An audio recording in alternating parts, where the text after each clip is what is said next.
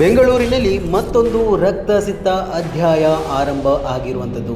Silicon ಸಿಟಿಯ ರಸ್ತೆಗಳು ಮತ್ತೊಮ್ಮೆ ರೌಡಿಗಳ ರಕ್ತದಿಂದ ಕೆಂಪಾಗಿರುವಂಥದ್ದು.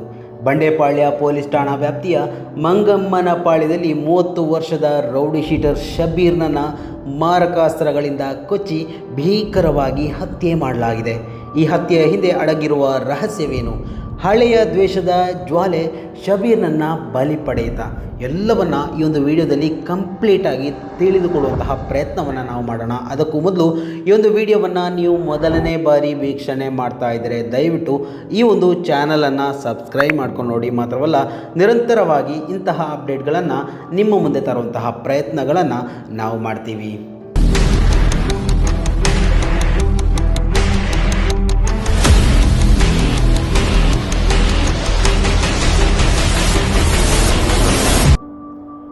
ಕೊಲೆಯಾದ ಶಬೀರ್ ಕೇವಲ ಒಬ್ಬ ರೌಡಿ ಶೀಟರ್ ಮಾತ್ರ ಅಲ್ಲ, ಈತ ಒಬ್ಬ ನಿವೃತ್ತ ASI ಮಗ ಅಂತ ಕೂಡ ಇಲ್ಲಿ ಗಂಭೀರವಾಗಿ ನಾವು ತಿಳಿಬೇಕಾದಂತಹ ಒಂದು ವಿಚಾರ ಮತ್ತು ವಿಪರ್ಯಾಸವಾದಂತಹ ಒಂದು ಸಂಗತಿ. ಶಬೀರ್ ಮೇಲೆ ಬೆಂಗಳೂರು ಸೇರಿದಂತೆ ರಾಜ್ಯದ ವಿವಿಧ ಠಾಣೆಗಳಲ್ಲಿ ಸುಮಾರು 15ಕ್ಕೂ ಹೆಚ್ಚು ಕ್ರಿಮಿನಲ್ ಪ್ರಕರಣಗಳು ದಾಖಲಾಗಿದ್ದವು. ಇತ್ತೀಚಿನ ದಿನಗಳಲ್ಲಿ ಹೊಸೂರು ರಸ್ತೆಯಲ್ಲಿ ಗುಜರಿ ವ್ಯಾಪಾರ ಮಾಡಿಕೊಂಡಿದ್ದ ಶಬೀರ್ ತನ್ನ ಹಳೆಯ ಜೀವನದಿಂದ ದೂರ ಉಳಿಯಲು ತುಂಬ ಪ್ರಯತ್ನ ಪಡ್ತಾ ಇದ್ದೇನೆ ಅಂತ ಹೇಳಲಾಗ್ತಾ ಇತ್ತು. ತನ್ನ ಸ್ನೇಹಿತ ವರ್ಗದಲ್ಲಿ ನಿರಂತರವಾಗಿ ಹೇಳಿಕೊಳ್ತಾ ಇದ್ದ ಅನ್ನುವಂತಹ ವಿಚಾರ ಇವಾಗ ಹೊರಗಡೆ ಬರ್ತಾ ಇರುವಂಥದ್ದು. ಅಂದು ಜನವರಿ 12 ರಾತ್ರಿ ಸುಮಾರು 10:30 ಸಮಯ. ಶಬೀರ್ ತನ್ನ 6 ಮಂದಿ ಸ್ನೇಹಿತರೊಂದಿಗೆ ಆಟೋದಲ್ಲಿ ವಿಕ್ಟೋರಿಯಾ ಆಸ್ಪತ್ರೆಗೆ ಹೋಗಿ ವಾಪಸ್ ಬರ್ತಾ ಇದ್ದ. ಮಂಗಮ್ಮನ ಪಾಳ್ಯದ ಪೆಟ್ರೋಲ್ ಬಂಕಿಯರ ಹತ್ತಿರ ಪರಿಚಯಸ್ಥರೇ ನಿಂತಿರುವುದನ್ನು ಕಂಡ ಶಬೀರ್ ಆಟೋದಿಂದಲೇ ಯಾಕರೋ ಇಷ್ಟೊತ್ತಿನಲ್ಲಿ ಇಲ್ಲಿ ನಿಂತಿದ್ದೀರಾ ಅಂತ ವಿಚಾರಿಸಿದ್ದಾನೆ.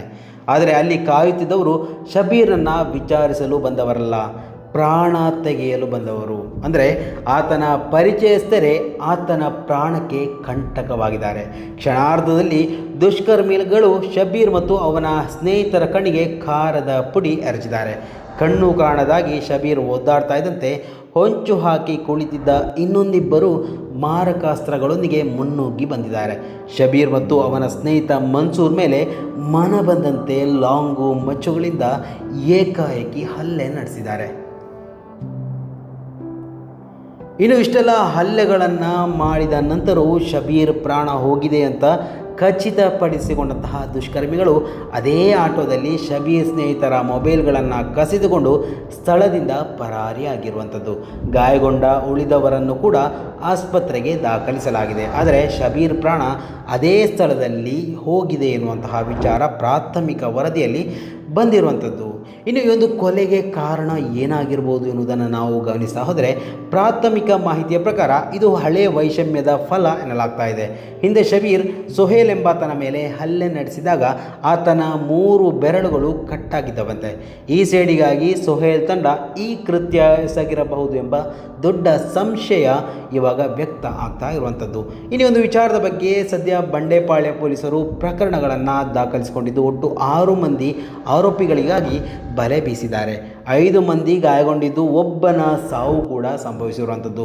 ಬೆಂಗಳೂರಿನ ಭೂಗತ ಲೋಕದಲ್ಲಿ ಈ ಕೊಲೆ ಮತ್ತೆ ಸಂಚಲನವನ್ನೇ ಸೃಷ್ಟಿ ಮಾಡ್ತಾ ಇರುವಂಥದ್ದು. ನೋಡಿ, ಕ್ರೈಮ್ ಲೋಕಕ್ಕೆ ಎಂಟ್ರಿ ಕೊಟ್ಟರೆ ಯಾವುದೋ ರೀತಿಯಲ್ಲಿ ಸಾವು ಬಂದೇ ಬರುತ್ತೆ ಅಂತ ನಿರಂತರವಾಗಿ ನಾವುಗಳು ಬಡಬಡಿಸಿಕೊಳ್ಳುವವರು.